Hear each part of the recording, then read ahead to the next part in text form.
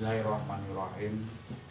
Datang para jamaah ingkang dalem mulyakaken wonten kesempatan menika dalem badhe membahas kitab Ihya Ulumuddin.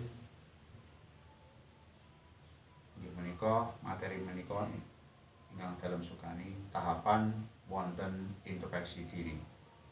Allah Subhanahu wa taala sampun berfirman, "Wa'lamu anallaha ya'lamu ma fi anfusikum fahdharuhu."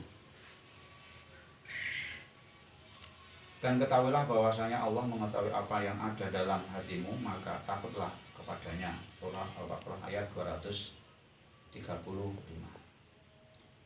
Tahapan ingkang pertama inggih menika musyawarah. Maksudipun inggih menika musyawarah diibaratkan seorang pedagang akhirat.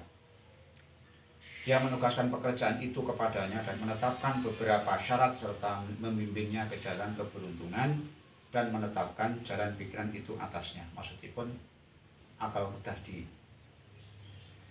diarahkan, hati kepada kerjasama kepada hati, akal jangan sampai bebas melakukan sesuai dengan akal itu sendiri, tapi harus diluruskan di jalan Allah Subhanahu wa taala, sehingga akal tidak liar, akal tidak dikerjasamakan dengan hati, tidak dibimbing ke jalan yang bagus, maka akal itu akan dijadikan Tuhan. Nomor 2, muraqabah, pengawasan. Nah, seorang pedagang akhirat tadi ibaratnya supaya tidak rugi harus diawasi. Nah, diawasi apakah dagangnya tadi itu menyimpang atau akan bangkrut, maka seorang pedagang tadi itu harus diawasi supaya menjadi pedagang yang beruntung, yang menguntungkan. Nomor 3, muhasyabah, memeriksa.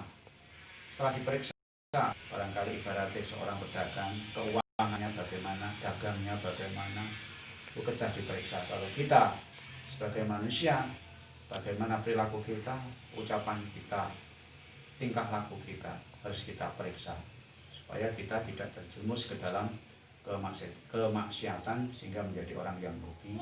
Tapi kita harus memeriksa diri, yang kurang bagus kita arahkan yang bagus supaya menjadi orang yang beruntung. Nomor sekawan inggih menika muaqabah, penghukuman. Setelah kita memeriksa diri, apabila kita itu termasuk orang yang maksiat, orang yang pembohong, orang yang jahat, maka gantilah perbuatan yang dipandang jahat diimbangi dengan perbuatan yang baik. Kalau kita pernah makan hartanya orang, maka kita harus diimbangi dengan sedekah. Nomor gangsal inggih menika mujahadah, perjuangan melawan hawa nafsu. Nafsu kita harus kita lawan dengan amalan-amalan yang bagus, dengan amalan-amalan ibadah, sehingga